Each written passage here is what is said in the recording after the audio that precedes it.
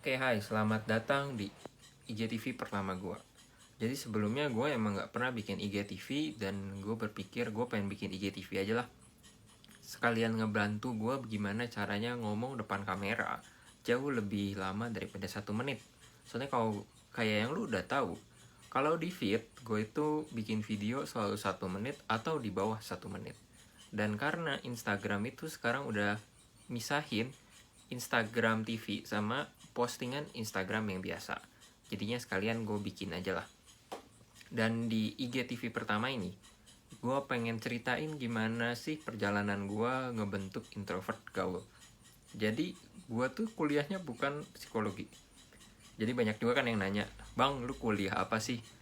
Jawabannya bukan psikologi, gue kuliah jurusan teknik kimia.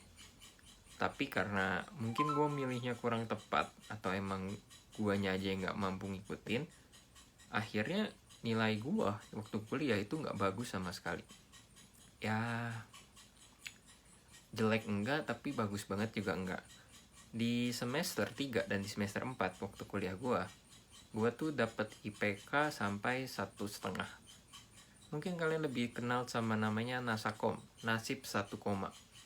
Nah, karena gue udah hitung-hitung nih, semester 3, semester 4, sampai semester 8, kemungkinan besar gue buat lulus dengan IPK 3 itu kecil banget. Buat yang gak ngerti, IPK 3 itu biasanya batas minimum kalau lu mau ngelamar pekerjaan. Jadi kayak di pekerjaan di lowongannya, batas minimumnya itu IPK minimal 3 gitu, atau GPA minimal 3 gitu. Ya, kalau di bawah 3 kemungkinan besar waktu lu ngirim CV itu udah gak dilihat, karena kan gak memenuhin syarat gitu. Jadi dengan kata lain, gue harus belajar gimana caranya mendapatkan uang, gimana caranya hidup lah kasarnya, tanpa gue harus ngelamar kerja. Gue tetap ngelamar kerja tapi gak diterima. Jadi singkat cerita, waktu kuliah gue itu belajar bisnis sama kakak tingkat gue lah. Dia ngajakin gue untuk gabung ke sekolah bisnisnya. Jadi dia ada mentornya, dia udah gabung duluan, terus dia ngajakin gue kayak, ayo belajar bisnis yuk. Dan karena kebetulan gue lagi desperate, perlu cari alternatif lain buat hidup, ya gue ikut lah. Dan mungkin kalian ada yang udah ngeduga juga, bisnisnya adalah MLM. Jadi dalam satu hari, gue dulu dikasih tugas tawarin 100 orang setiap harinya. Ya emang awalnya pakai WhatsApp. Jadi gue kontakin dulu lewat WhatsApp. Kalau dia tertarik, gue ajakin ketemuan. Tapi pokoknya tiap hari gue akan selalu ketemu orang buat nawarin barang. Dan seperti yang lu duga, gue itu kuper anaknya. Dari SMP, dari sebelum kuliah pun gue kuper orang. Jarang ngobrol sama orang. Kalau punya temen ya itu-itu aja. Gak mau kenalan sama orang lain. Ketemu orang baru takut. Kenalan sama cewek takut. PDKT cuma berani lewat chat, gak berani ngajak jalan langsung. Apalagi yang namanya public speaking. Sekarang tiba-tiba gue harus jualan ke 100 orang setiap harinya. Awalnya gue struggle banget, gue kesusahan, gak bisa ngomong sama orang, jualan banyakan gak laku. Sampai akhirnya ya udah, lama-lama kan karena tiap hari nawarin terus, ya pastinya gue akhirnya lumayan bisa juga jualan. Nah, setelah gue udah mulai bisa jualan 1 lawan 1, gue dikasih tahu kalau jualan 1 lawan 1 lu tuh lama gitu. Jadi kan misalnya WA-in orang 100, nanti ada yang balas mungkin 10, 20, ngobrol-ngobrol, ajak ketemuan mungkin 2-3 orang dalam sehari. Dan perjalanan ketemunya juga udah habis berapa jam gitu. Akhirnya dalam 1 hari mungkin salesnya 2 atau 1 gitu. Dan itu kecil. Dulu kecil. Jadinya diajarin gimana jualannya ke langsung banyak orang. Misalnya dalam sehari gue bisa datang ke 2 acara gitu. Gue dulu jualannya di arisan. Jadi kalau gue jualan dulu di arisan, mungkin yang beli ada bisa 4-5 orang. 2 kali lipat daripada gue jualan 1 lawan 1. Dan sesuai dugaan lo, gue gak bisa public speaking. Apalagi disuruh jualan depan banyak orang. Waktu itu gue pertama jualan public speaking depan 20 orang. Gue gak bisa ngomong, gue kayak dan akhirnya gak laku. Karena dulu udah kepepet masalah duit, masalah jualan, masalah hidup, ya akhirnya gue kayak gue harus bisa public speaking, dan gue latihan. Dulu gue latihannya depan cermin, gak ada kamera kayak gini. Ada sih, cuma gue gak kepikir caranya. Jadi sekarang tuh lebih enak karena kita bisa lihat ke kamera, kita rekam kayak gini, dan kita dengerin ulang nanti buat merhatiin kita tuh jeleknya di mana. Kayak gitu. Nah, tadi sampai udah belajar jualan itu, akhirnya bisa ngomong depan publik, mulai berani. Ya jumlahnya nggak nyampe 100 orang sih, cuma 20, mungkin 30, paling banyak 20-an lah, tapi lebih berani lah daripada dulu.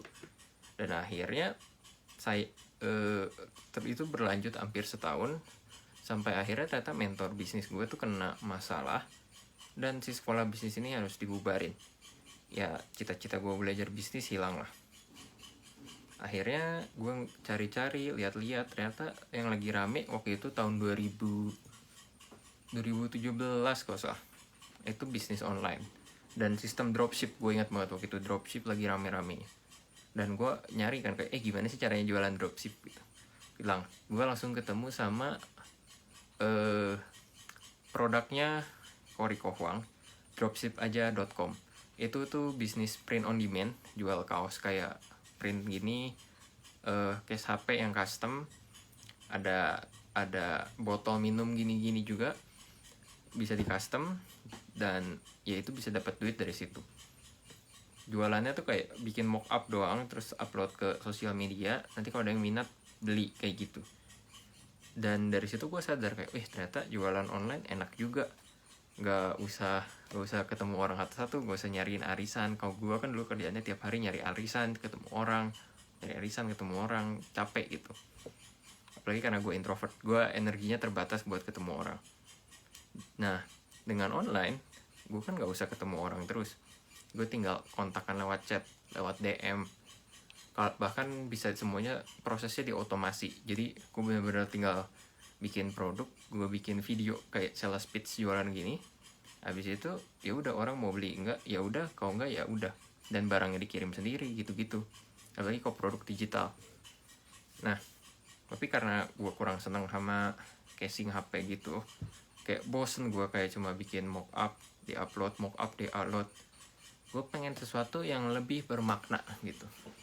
Dan gue mengingat pribadi gue sendiri dulu yang gak bisa ngomong depan orang, gak bisa public speaking, dan gue lihat ternyata teman-teman gue juga ada yang ngalamin kayak gitu masalahnya. Dan teman-teman gue ini bilangnya mereka introvert. Udah mulai ketebak ya. Tapi gue dulu gak mulai dari introvert ngobrolinnya, gue ngomongin tentang fitness. Karena waktu itu gue lagi belajar fitness sama Brody Balu, dan gue bener-bener suka sama fitness. Akhirnya ya gue bikin konten tentang fitness. Waktu itu ya pengen jadi kayak Brody Balu lah. Tapi di akun pribadi gue hasilnya jelek, gak grow, gak ada engagement. Ya karena akun pribadi gue kan isinya teman-teman gue ya. Mereka follow gue kan karena ya teman gue, bukan karena pengen lihat gue ngomongin fitness gitu kan.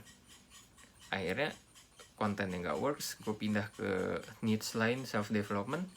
Kontennya masih gak works juga ya, karena teman-teman gue bukan penikmat konten yang begitu kan.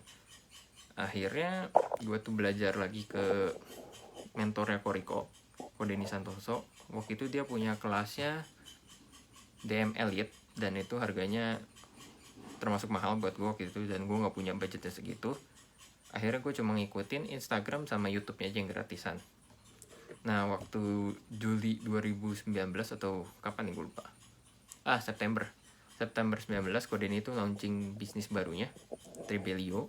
Dan itu harganya lebih terjangkau buat gue daripada DM Elite waktu itu. Dan DM Elite udah gak ada waktu itu ya, lagi di off dulu. Jadi gue ikutlah yang Tribelio itu dan belajar gimana bangun komunitas. Tapi gue masih kesusahan gitu, nginvite orang masuk komunitas, orang di komunitas yang gak aktif, itu gue kesusahan. Dan akhirnya gue ikut grup coachingnya Denny Santoso. Di situ gue disadarin kalau selama ini gue bikin konten tuh sucks. Instagram gue tuh gak jelas, jadi makanya orang gak ada yang follow gue, gak berkembang, gak engage, dan gak ada yang mau masuk komunitas kayak gitu. Dari situ gue mulai mencari gimana caranya bikin konten yang lebih bagus. Dan gue ketemulah sama course-nya Bang Ogut, Instagram Hack. Jadi sana gue belajar sama Bang Ogut, belajar gimana cara bikin konten yang jelas, tentuin target audience, dan lain-lain.